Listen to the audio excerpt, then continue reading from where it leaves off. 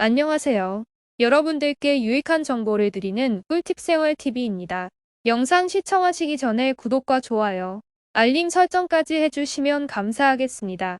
그럼 바로 시작하겠습니다. 금리가 오르면서 대출을 낸 사람은 많이 힘들어졌지만 반대로 정기예금은 현재 전 국민들의 사랑을 받고 있습니다. 신한은행, 우리은행, 하나은행, NH농협, KB국민 5대 시중은행에 따르면 매달 30초씩 정기예금 상품을 가입한다고 하는데요. 하지만 이제부터는 이런 정기예금을 내 마음대로 못하는 시대가 옵니다. 최근에 발표된 건강보험료 개편 추진 소식 때문인데요. 오늘은 새롭게 달라진 건강보험료 관련 소식과 저축 방식은 어떻게 나아가야 하는지 함께 확인해 보겠습니다. 시중은행 금리가 5%를 웃돌며 안전하고 확실한 투자인 정기예금 상품의 인기는 고공행진하고 있습니다. 특히 은퇴한 어르신들은 노후 자금을 안정적으로 불려야 하는데 정기예금만한 투자 상품이 없기 때문에 많은 어르신들이 이러한 정기예금 상품에 이미 가입했고 현재 만기일을 기다리고 있다고 합니다. 그런데 최근 정말 충격적인 소식이 들려왔습니다. 정말 이제는 정기예적금도 내 마음대로 못하는 시대가 도래할 것 같습니다.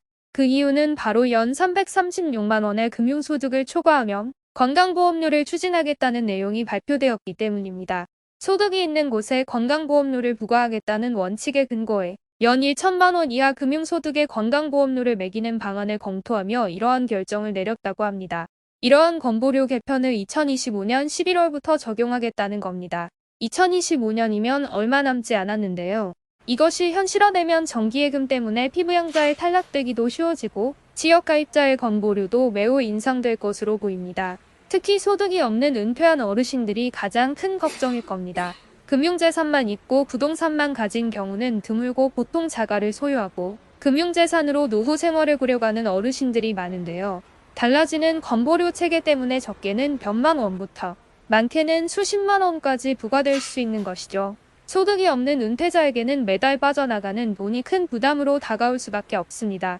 부담되는 건보료 때문에 정기예금도 마음 편하게 가입하지 못하는 상황이 벌어지게 되고 예금 이자가 나온다고 한들 이자, 소득세, 건강보험료 등으로 다 빠져나가니 단순히 돈만 묶여있고 의미 없는 행위가 될 수 있는 것이죠. 그래서 많은 분들이 앞으로 닥쳐올 건보료 체계 변화에 걱정하고 계십니다.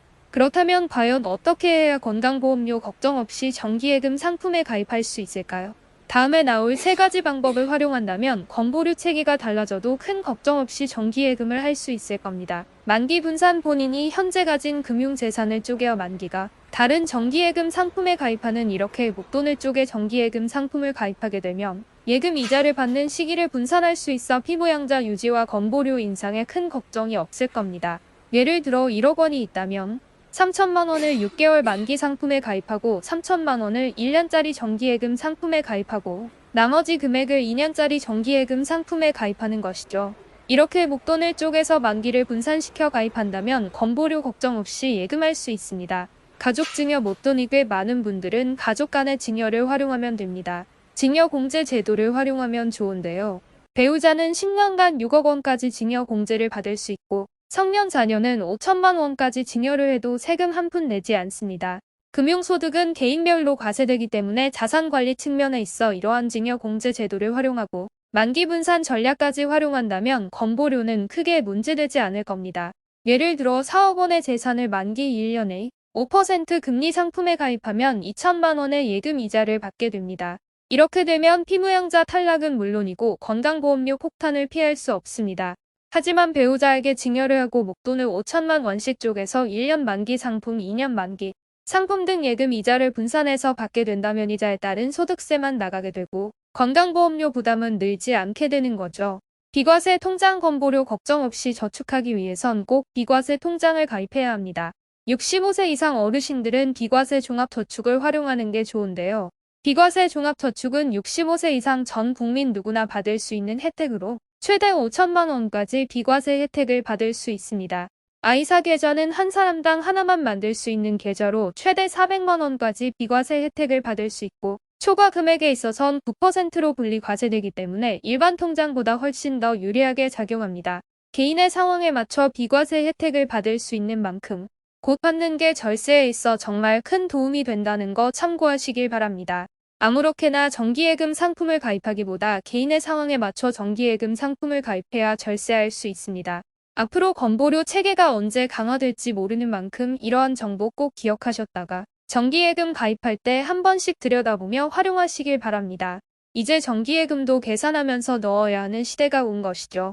저의 개인적인 바람으로는 저희 같은 소액으로는 세금을 면제해주고 이자로만 생활이 가능할 정도의 엄청난 고액의 예금 가입자에게 일정량의 세금을 부과하는 게 맞다고 생각하는데 여러분의 생각은 어떤지 댓글을 통해 말씀해 주시면 감사하겠습니다. 오늘의 정보는 여기까지입니다. 오늘의 영상이 조금이라도 도움이 되셨다면 구독과 좋아요 눌러주시면 큰 힘이 됩니다. 오늘도 편안한 하루 되시고 행복한 하루 되세요.